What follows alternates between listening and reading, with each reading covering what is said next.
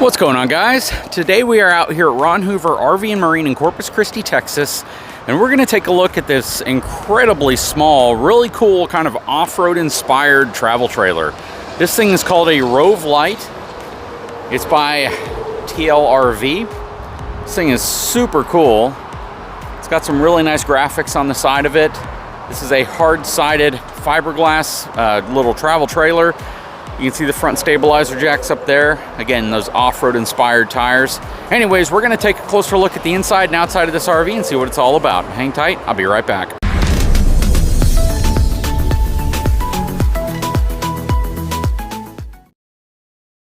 As always, before we get too far, let's take a look at the numbers on this unit. So this is gonna have a gross vehicle weight rating of 2,500 pounds. Man, this thing is super light. It's gonna have a cargo capacity of 1,222 pounds. So this thing actually weighs about 500 pounds less fully loaded than my cargo trailer. And the cargo capacity on it is about 300 pounds less. So this is a pretty lightweight trailer. This thing is probably gonna be, towable by a lot of different vehicles that are out there. Axle weight rating 2,500 pounds for the single axle on it, which of course is more than enough for this size of trailer. Very, very cool. You could get away towing this with a relatively small vehicle. What I always like to tell people though is you want to be sure you do have enough vehicle. So there's a lot of folks who will put this behind, something really small like a Subaru or the small wagon, thinking that they have the ability to tow something just because this is so small and light. But the reality of towing something like this is the fact that it's still relatively tall, wide, and long. So even if you do have a smaller vehicle and you feel like you can get away towing something like this because of the weight, just keep in mind that this is still going to change the dynamics of how you tow. So in my opinion, I would probably put this behind something like a Ford Explorer, a Dodge Durango, something in that size of vehicle. Because again, when you take something like this and you look at its overall size, this is going to feel very strange behind a lot of different vehicles, and you just want to make sure you have the capability of towing it safely. Shoot, I just made a video recently where I talked about towing our little 10-foot utility trailer that was almost empty behind my wife's Expedition and how it so severely impacted the fuel economy of the Expedition. I don't know if I'd want to tow a trailer like this with it, simply because it would limit our range so greatly. So just things you want to keep in mind whenever you're looking at any type of travel trailer or any type of towable RV. Let's take a look inside of this 14BH TLRV and see what it's all about. Got your little flip down steps here. Super lightweight. These look like the Lippert version of them. But you know what? It actually doesn't have the name on them. It could be the Moride. Stepping inside. This is a pretty cool setup. Quickly pan around so you can see what it's all about. You have a dinette area here that's set up in a booth style seating design, and you can lay this flat so you actually have a bed up front, which is really nice. You have a window style air conditioning unit, and you can see that it's pulled in from the wall so it's not sticking out like you might see if you put this in a home. But one thing I would probably say is that if this thing ever failed, it'd be relatively inexpensive to replace and relatively easy. Got your TV, power, USB connection points over here. You got some decorative wallboard here, as well as some good-sized windows. Well, I do think that they probably could have used another larger window on this side instead of the smaller one, because I like that size of window. You have your Everchill 12-volt refrigerator, becoming very, very popular in the industry, and this is also a freezer up top. Below it you have your fuses and breakers, and then you have your furnace down there, which is going to pump your hot air in if it's in a cold environment.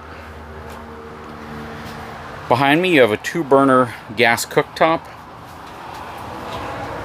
some storage underneath the sink, and some additional storage down there below. Another nice window right here. I think this is a really cool setup because it's a very functional kitchenette, yet at the same time you have some natural light coming in. And there's a lot of windows on this unit, which is really nice. If we count them, you can see there's 1, 2, 3, 4, 5, 6 windows, which compared to some small or even medium-sized travel trailers is a good number of windows, and I like that. Have your little entertainment system over here. Awning controls, and you have a light switch over there as well. There are no slides on this unit. I don't think that's going to surprise anybody just because of the overall size. All stainless steel basin sink. You know, a lot of times on these smaller, you know, lower cost units, you typically see a plastic basin sink, so it's nice they went stainless here.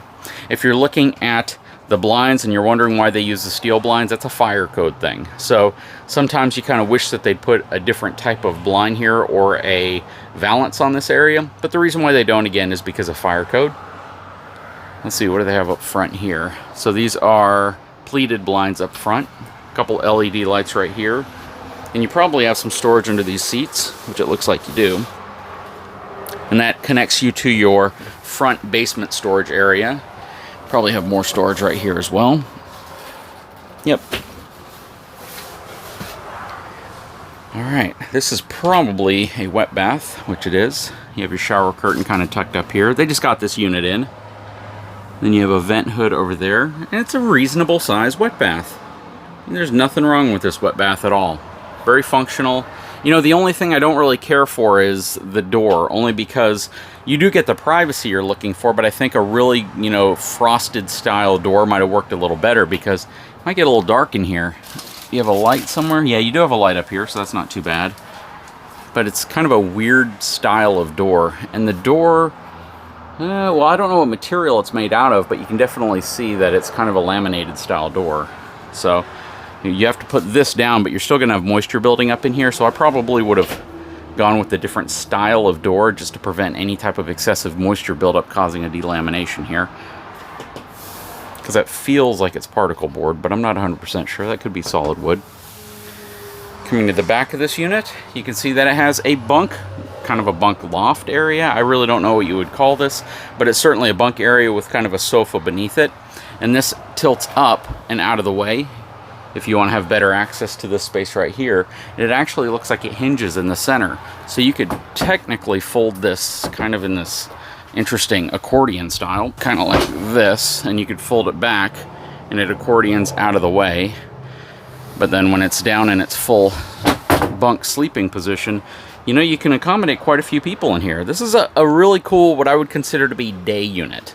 Right, you could take this thing out to the beach, you could take this thing out relatively close to a lake, and you'd have all the amenities you're looking for to be able to cook, to be able to take a shower, to be able to sleep, but at the same time in a very small footprint. So I really like how this is laid out. It's probably access to something on the outside or a component, water pump, things like that. Not sure what they did there.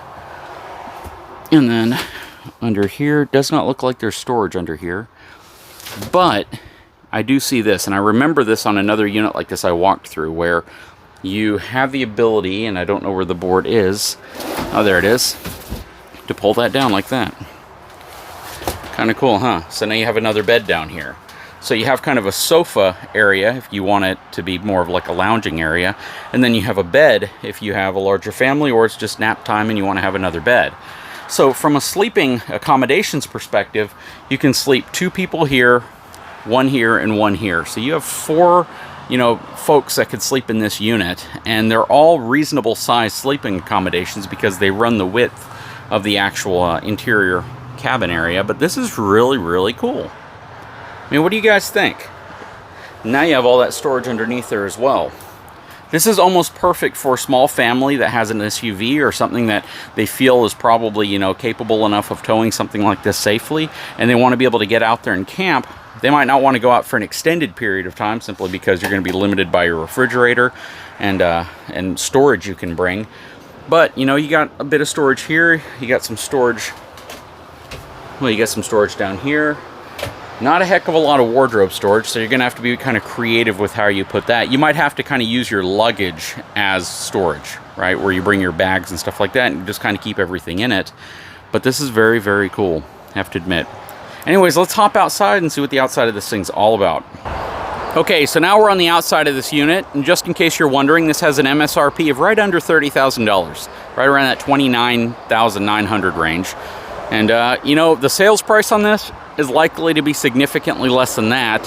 And, you know, I know prices have gone up a lot and things are expensive whenever it comes to buying an RV, but this one has a lot of value points with it that definitely will place it above other low-cost economical units, like perhaps a Viking like this, right? There's really nice aspects, hard sidewall, fiberglass. It's got a really, really cool lightweight frame to it. Has torsion suspension, stuff like that. But anyways, let's walk around the outside of this unit and see what it's all about. So it has a manual front tongue jack. Shoot, if you have a couple people, you could probably lift this up with your hands, so you don't even need to use the tongue jack. But yeah, it's perfectly fine for this application. But you guys know me, I'd probably throw an electric tongue jack in there if it were me. Has a 20-pound propane can already installed. You can see up front here, this is an aluminum framed unit, which makes it incredibly light. So this thing has a far lower weight than your typical steel frame unit, like on this Viking behind me.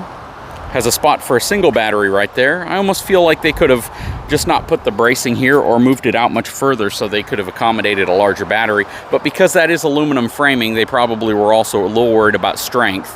But again, building this area up with a little bit more material, I think would have made a lot of sense, just so you can throw in like a heavier duty battery, or maybe a case with a lithium iron phosphate battery in there, which is actually lighter weight than the traditional lead acid battery. You saw the storage here, which was essentially that area underneath one of the dinette chairs. You have your stabilizer jack there. Looking underneath, you can see your aluminum framework right here, which is really nice. And you can see how it's braced all the way across with aluminum. Again, torsion suspension underneath. These are Apex tires from Rainier. Now, Rainier is a relatively generic brand, but it's very popular. And quite frankly, I've heard actually pretty good things about Rainier tires. So I wouldn't necessarily discount these as being a horrible tire, but it is a tire you would probably want to replace within the first couple thousand miles with something just a little bit nicer. Has kind of the traditional extended fenders coming off with the little marker lights on top of them. Got your 110 outlet right here. I do not know if this sidewall is Asdel. It does not state that it's Asdel anywhere on here.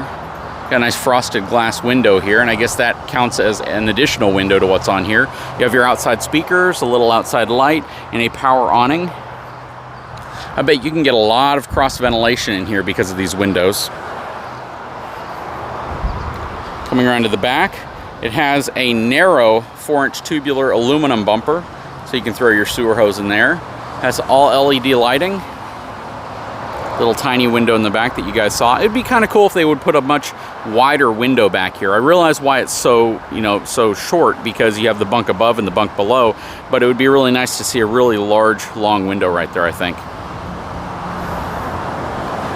Coming around this way, I like also how it curves around to the back here, and it's not that, that back end where it just kind of caps off like you see on some of these other units. Yep, so that area underneath the bench back here is additional storage. You have your sewer connections, and I like how they've protected it down here as well. Has a 30 amp connection here, cable satellite connection right there. You have another sewer connection here, so this must be your black tank and this must be your gray tank. I might have that backwards, but I think that's the right order. Outside shower, outside of your furnace, fresh water connection to fill up, city water connection to tie into city utility, and then your water heaters right here. And it is pre-wired for solar. Now, I don't know if this unit actually has solar on top of it. I don't think it does. But when they say pre-wired for solar, it's essentially a quick way to plug in a solar panel, if you have the right connector, to tie into batteries down here so you can keep some batteries charged. That's really what it's about. Anyways, guys, I would love to know what your thoughts are on this super compact ROVE LITE by TLRV. Leave a comment below. Let me know what you think. Anyways, guys, I sure hope you've enjoyed this video. If you haven't had a chance, please take a moment, subscribe to my channel, give me a thumbs up, and we'll talk to you again very soon.